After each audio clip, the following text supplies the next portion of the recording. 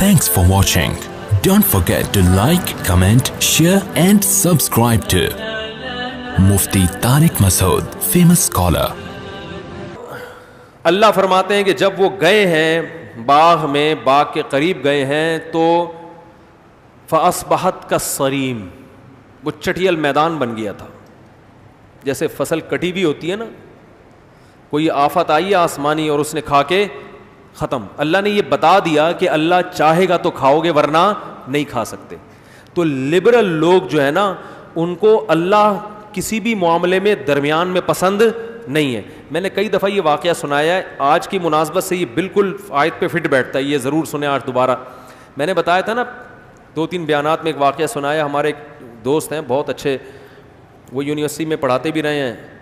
تو یونیورسٹی میں وہ بتا رہے تھے کہ ایتھیزم بہت پھیل رہا ہے، اللہ کا انکار.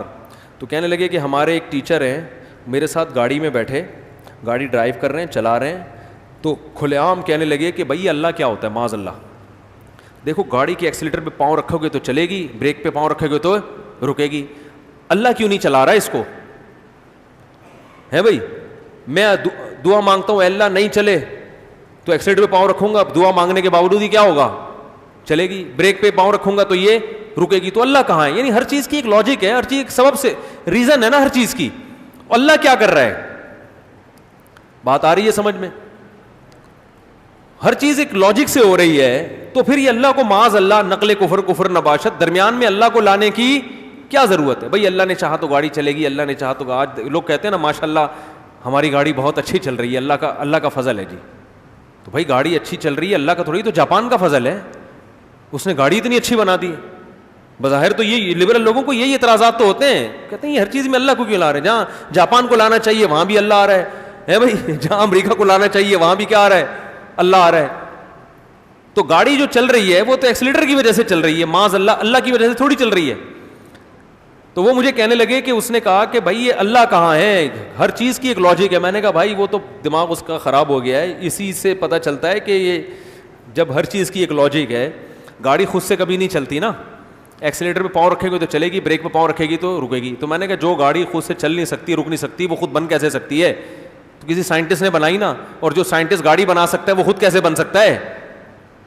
کیا ہو گیا بھائی جان؟ تو ایک وقت ایسا آئے گا کہ کوئی ہے بنانے والا. یہ یہاں اللاجیکل کام نہیں ہوتے. تو دنیا میں سب سے بڑی اللاجیکل دعویٰ یہی کہ کائنات خود سے بن کے پورا ڈیزائن وجود میں آ گیا. آپ ایک جو بت ہے نا، بت جو ہندو مندروں میں بت رکھتے ہیں، جس کی بے جان آنکھیں، بے جان ناک، بے جان کان، کوئی سائنسدان یہ دعویٰ کرے کہ یہ بت خود سے وجود میں آ گیا ہے، یہ دعویٰ مانا جائے گا کہ بھئی کروڑوں سال میں مٹی یوں کر کے ملی تھی اور یہ بت وجود میں آ گیا تھا. ایسا بت جس کی آنکھیں نہ دیکھتی ہیں، جس کے کان نہ سنتے ہیں، جس کے اندر دھڑکنے والا دل نہیں ہے، وہ کروڑوں سال میں بھی خود سے وجود میں نہیں آ سکتا.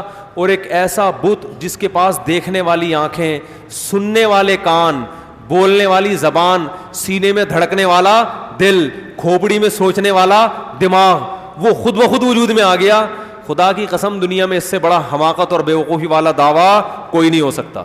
تو میں نے کہا وہ اپنے سر کو مجھ سے ملا دیں، میں ان کو بولوں گا کہ جب یہ گاڑی سے خود سے نہیں چل سکتی تو یہ بنی خود سے کیسے ہے؟ خود سے بن نہیں سکتی تو بنانے والے خود سے کیسے بن گیا؟ تو یہ ممکن نہیں ہے. تو جو لبرل لوگ ہیں نا ان کو انشاءاللہ ماشاءاللہ کہتے ہوئے موت آتی ہے، سمجھ رہے ہیں؟ تبھی وہ زبان میں انشاءاللہ ماشاءاللہ او مائی گاڈ واٹ یہ سب ان کی زبانوں سے نکل رہا ہے.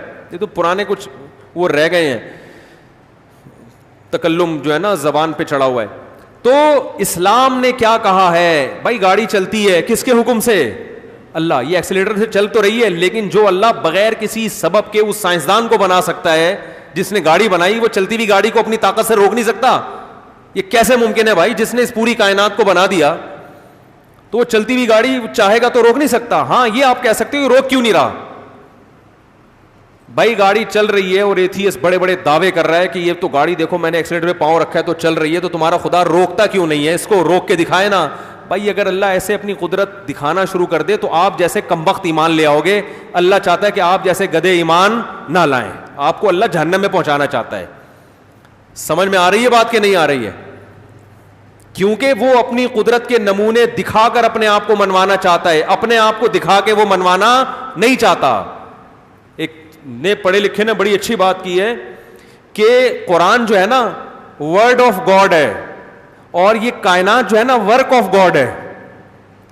اللہ کے کام جو ہے نا اس کائنات میں نظر آتے ہیں, جس سے ہمیں اللہ سمجھ میں آتا ہے. جیسے اللہ کے کلام سے اللہ سمجھ میں آتا ہے نا, تو اللہ کے کاموں سے بھی اللہ سمجھ میں آتا ہے. کمبخت یہ نہیں دیکھ رہا کہ جو خدا اس گاڑی کو بنانے والے سائنسدان کے کھوپڑی میں ایسا ذہین دماغ فٹ کر سکتا ہے, اور روٹی کھلا کے انڈے پراٹھے کھلا کے اس کے دماغ میں ایسی انرجی پیدا کر سکتا ہے کہ وہ گاڑیاں بنا رہا ہے, وہ خدا اس چلتی ہوئی گاڑی کو روک کیوں نہیں سکتا؟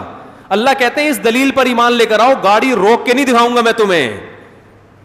گاڑیاں روک کے دکھانا شروع کر دی نا, پھر تو یہ ایمان بالغیب تھوڑی ہوگا, پھر تو ہر آدمی ایمان لے آئے گا. ایمان بالغیب تو یہ کھوپڑی استعمال کرو, کھوپڑی. جو چیز نظر نہیں آ رہی تو نظر آنے والی چیزوں سے وہاں تک پہنچو.